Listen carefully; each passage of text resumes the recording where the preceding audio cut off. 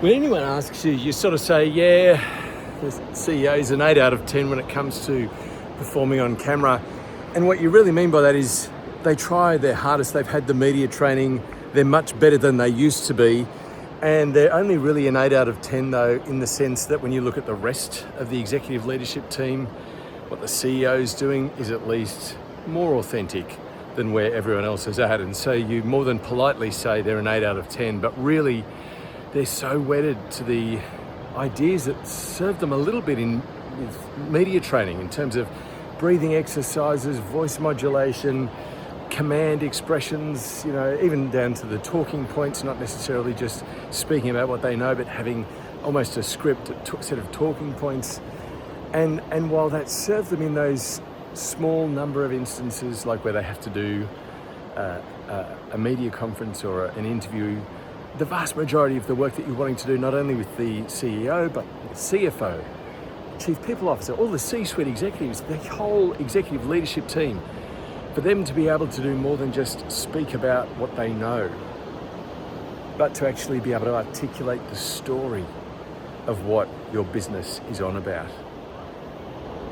If only they could let go of that need to present in that sort of corporate robot style that is appropriate because it's so heavily choreographed, it manages the risk landscape just because it's so heavily locked down.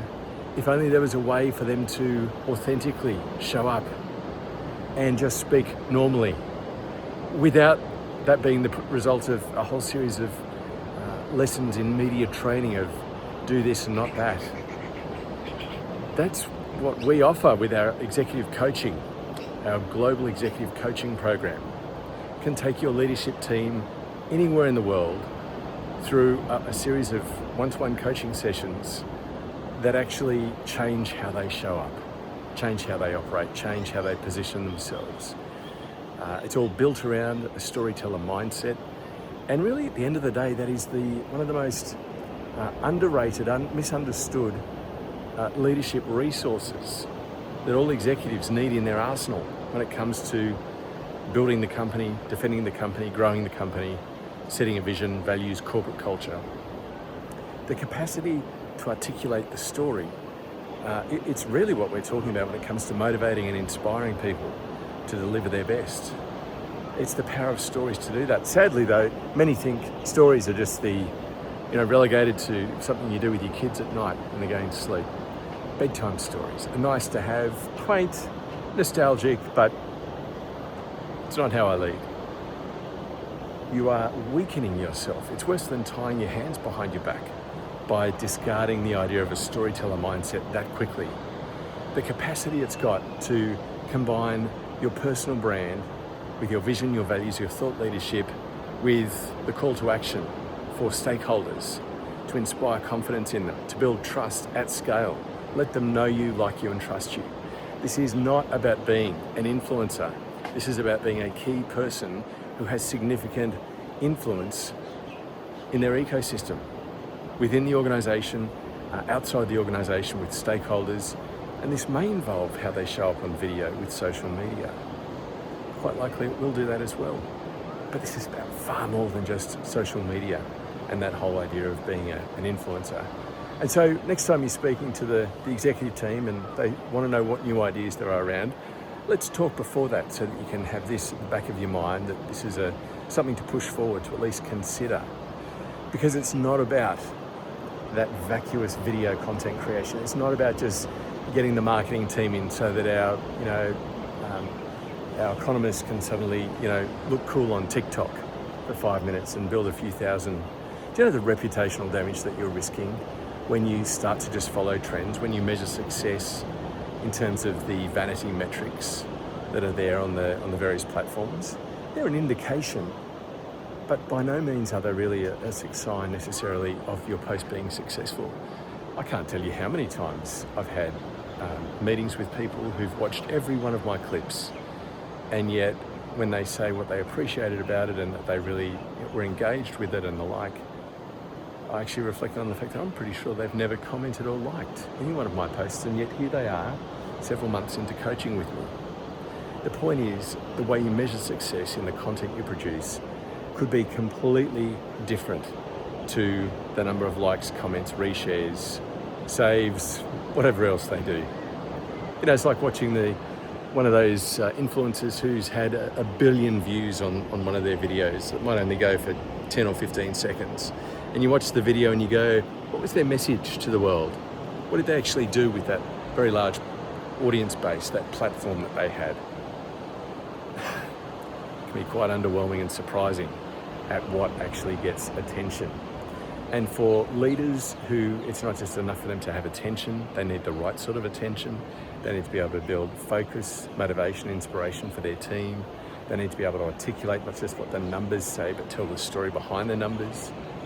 This is where a storyteller mindset is a far more powerful executive instrument. And by people leaving it behind, as I said before, worse than tying both hands behind their back.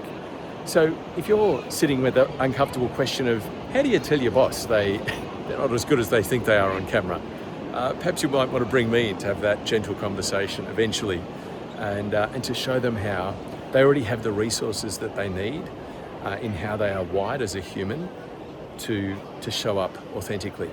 The story's in all of us. Most of us devalue our story to the point that we just choose not to articulate it, not to live it out. And so when you bring in that combination of honouring your story, accepting the mindset of a storyteller and that role without trying to make it all about yourself, without sort of pushing into that space of being a presenter, the strong, big voice that doesn't sound like you, or breathing in a certain way that allows you to keep your nerves under control. Imagine if you could actually find a sense of peace and calmness as you show up on video that had nothing to do with any tricks. It just had to do with changing how you see yourself. That, friends, is Project V. It's called Project V because it took me 5 years of turning up every day as a junior reporter to find my authentic voice and to start to move into that space. 5 years of getting it wrong, friends. 5 years of looking and sounding awful, awkward, uncomfortable, terrible, out of my depth. 5 years. And then it was actually when a mentor came alongside me and brought my focus not onto any part of what my lungs or my voice box was doing or how my body, my posture was. He actually took the focus off me as the storyteller and put it onto the relationships that were building out that story network, those opportunities.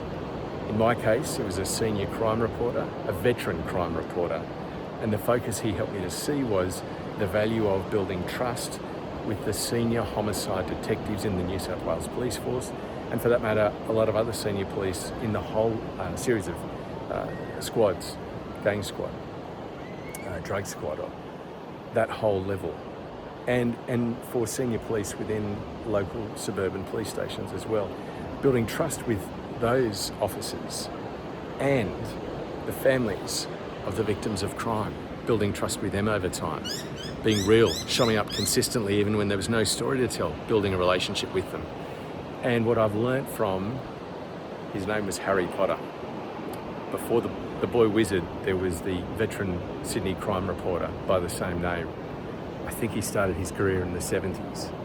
A gentleman of the Australian media landscape. And I credit him completely with the role. He is my mentor, as my coach, if you like. The journey he took me on. And it didn't take him 5 years to do that. It took me 5 years to stop trying all the other things that, in this case, Channel 10 was offering me with good intention, and I willingly accepted them. But voice coaching it did more of a disservice in terms of helping me to show up authentically than any actual help. And it was when Harry Potter finally saw the opportunity I finally stopped, all these other things and took the opportunity that he was offering as a kind mentor to stand alongside me, to introduce me to some key people and to build out some opportunities within the crime, police, courts round. And I loved it. I was in that space for about 20 years in the end. So friends, why Project V? Why is that relevant to you? Because what took me 5 years in terms of pivoting, I can help you do within a matter of days or weeks. It will still take you time to build up a brand and to develop muscle memory around that, but to make the pivot, that shift, What will it look like for you? How do you get comfortable on camera? How do you start to like how you look and sound on camera? It is a key shift that is taking on the mindset of a storyteller. That's what I'd like to talk to you about. So for you as a C-suite leader who's now thinking, is this what my comms people really think of me? For you as a comms executive who's trying to have that gentle conversation and over time steer the leadership team in the right direction when it comes to articulating the vision and values of the organisation. Let's talk. Enjoy the view. Beautiful Sunday afternoon here in Sydney, Northern Beaches. This is freshwater. My favourite beach has been for a lovely walk. And these thoughts have been just crystallising for me. So thank you for taking the time to listen.